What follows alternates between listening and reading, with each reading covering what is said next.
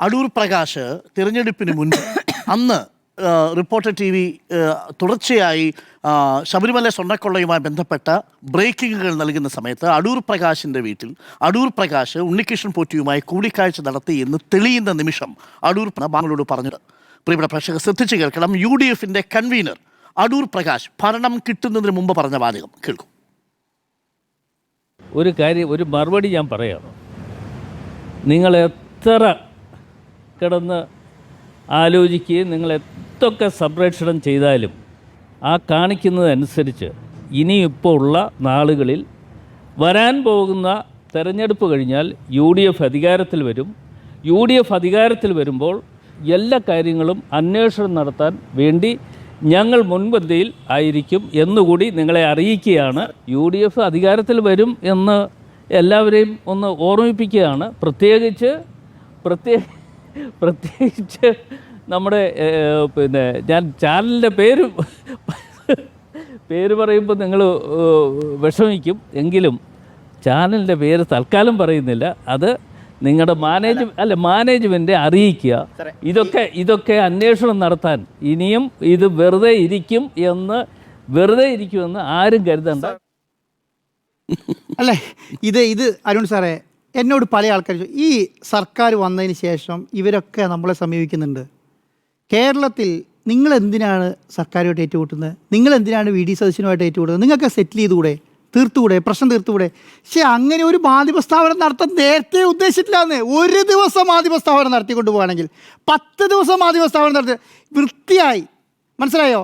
ഈ പറഞ്ഞ പക്ഷപാതമില്ലാതെ വൃത്തിയായി വാർത്ത കൊടുത്തോട്ട് പോകും എന്നുള്ള ബോധ്യത്തോടു കൂടി തന്നെയാണ് ഇവിടെ ഇരിക്കുന്നത്.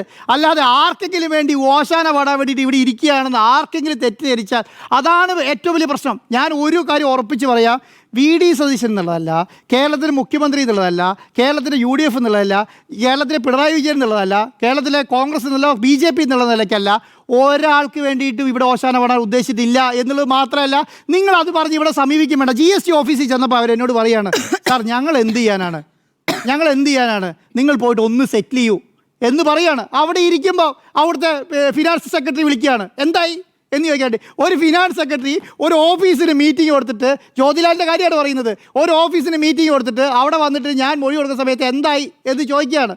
എന്നിട്ട് ആ ഉദ്യോഗസ്ഥർ പറയുകയാണ്, ഞങ്ങൾക്ക് ഇരിക്കാൻ പറ്റുന്നില്ല സാർ, ഇപ്പോൾ ഓർഡർ ഇറക്കിയിൽ സസ്പെൻഡ് ചെയ്യുമെന്ന് പറയാം, ഇപ്പോൾ ഓർഡർ ഇറക്കിയിൽ സസ്പെൻഡ് ചെയ്യുമെന്ന് പറയാം. അപ്പോൾ ഞാൻ ആലോചിച്ചു, എന്താണ് ഇതിൻ്റെ ഒരു ആവശ്യം, ഈ പറയുന്ന സംവിധാനം പോകുന്നതിന് എന്തൊരു ആവശ്യം എന്ന് നോക്കുമ്പോൾ അവർക്കെതിരെ വാർത്ത കൊടുത്തിട്ടുണ്ട് റിപ്പോർട്ടർ TV എന്നാണ് പറയുന്നത്.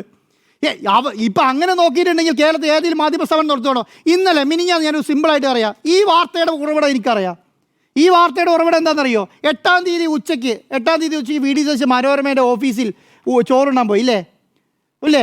കേരളത്തിൻ്റെ മനോരമയുടെ മാനേജിങ് എഡിറ്ററും മാനേജ്മെൻറ്റും സ്റ്റാഫും എല്ലാം കൂടി ഇരുന്നിട്ട് ഒന്നിച്ച് ഭക്ഷണം കഴിച്ചു. അതിൻ്റെ പ്രത്യുപകാരമാണിത്, മനസ്സിലായോ? ഇന്നത്തെ പ്രധാനപ്പെട്ട വാർത്ത എന്താ? ഇന്നത്തെ പ്രധാനപ്പെട്ട വാർത്ത കേരളത്തിൻ്റെ മുഖ്യമന്ത്രിയുടെ സോഷ്യൽ മീഡിയ കൈകാര്യം ചെയ്യുന്ന മാനേജർമാർ MDMA കേസിൽ അകത്താണ്, അല്ലേ? കേരളത്തിലെ മാധ്യമം ചർച്ച ചെയ്യുന്നുണ്ടോ? എൻ്റെ ചോദ്യം ഇതാണ്. ഇന്ന് മെസ്സിനെയാണല്ലോ പ്രശ്നം, കേരളത്തിലെ മാധ്യമം ചർച്ച ചെയ്യുന്നുണ്ടോ?